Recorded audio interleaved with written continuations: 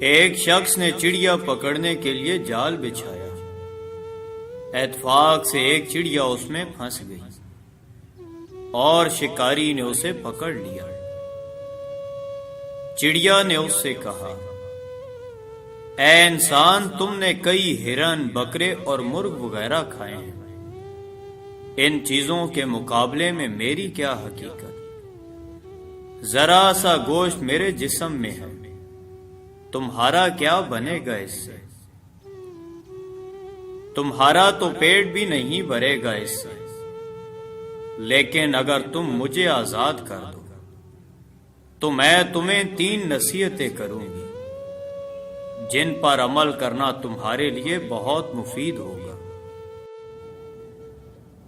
ان میں سے ایک نصیحت تو میں ابھی کروں گی، جبکہ دوسری اس وقت جب تم مجھے چھوڑ دو گے اور میں دیوار پر جا بیٹھوں گی۔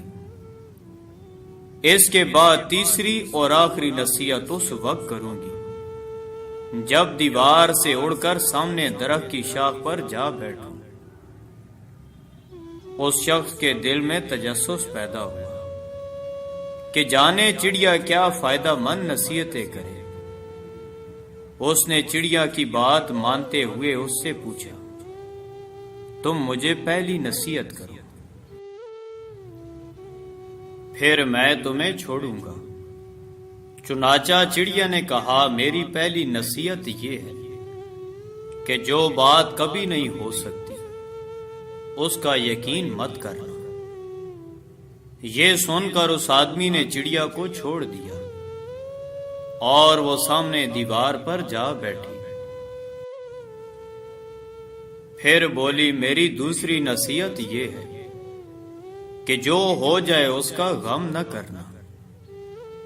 اور پھر کہنے لگی، تم نے مجھے چھوڑ کر بہت غلطی کی۔ میرے پیٹ میں ایک انتہائی نایاب پتھر ہے،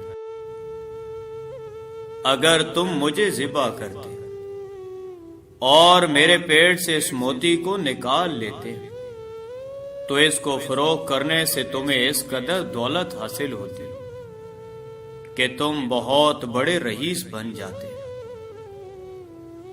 اس شخص نے جو یہ بات سنی تو افسوس کرنے لگا اور پچھتایا کہ اس نے چڑیا کو چھوڑ کر اپنی زندگی کی بہت بڑی غلطی کی۔ چڑیا نے اسے اس طرح سوچ میں پڑے دیکھا تو اڑ کر درخت کی شاخ پر جا بیٹھی اور بولی، ابھی میں نے تمہیں پہلی نصیحت کی جسے تم بھول گئے۔ جو بات نہ ہو سکنے والی ہو اس کا ہرگز یقین نہ کرنا، لیکن تم نے میری اس بات کا یقین کر لیا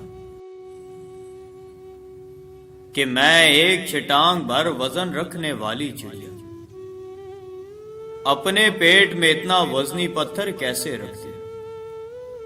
میں نے تمہیں دوسری نصیحت یہ کی تھی کہ جو بات ہو جائے اس کا غم نہ کرنا، مگر تم نے دوسری نصیحت کا بھی کوئی اثر نہ لیا اور غم اور افسوس میں مبتلا ہو گئے۔ تمہیں کوئی بھی نصیحت کرنا بیکار ہے۔ تم نے میری پہلی نصیحتوں پر کب عمل کیا جو تیسری پر کرو گے؟ تم نصیحت کے قابل نہیں۔ چڑیا پھر سے اڑی اور ہوا میں پرواز کر گئی۔ وہ شخص وہیں کھڑا چڑیا کی باتوں پر غور و فکر کرتے ہوئے سوچوں میں کھو گیا۔ وہ لوگ خوش نصیب ہوتے ہیں جنہیں کوئی نصیحت کرنے والا ہو۔ ہم اکثر اپنے مخلص ساتھیوں اور بزرگوں کی نصیحتوں پر کان نہیں دھرتے اور اس میں نقصان ہمارا ہی ہوتا ہے۔ یہ نصیحتیں صرف کہنے کی باتیں نہیں ہوتی بلکہ دانائی اور دوسروں کے تجربات سے حاصل ہونے والے انمول اثاثے ہیں۔